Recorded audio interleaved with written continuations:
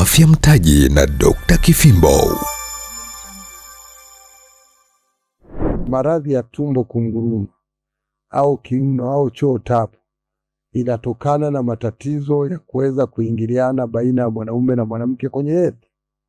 Unapoingiliana kwenye hedhi, hata vitabu vya dini vinakataa.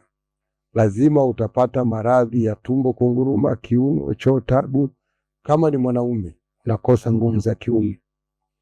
Na ukija kuchanganya na kutembea na mwanamke kwenye hedhi, unapata magonjwa mengi ambayo yanakuondolea matatizo ya nguvu za kiume. Kwa hiyo sisi tuna dawa ya kutibu na kuondoa maradhi hayo moja kwa moja.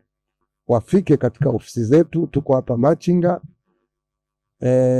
Hizi daradara zinakotokea ndio tuko, ofisi yetu iko hapa, lakini ofisi yetu iko Machinga.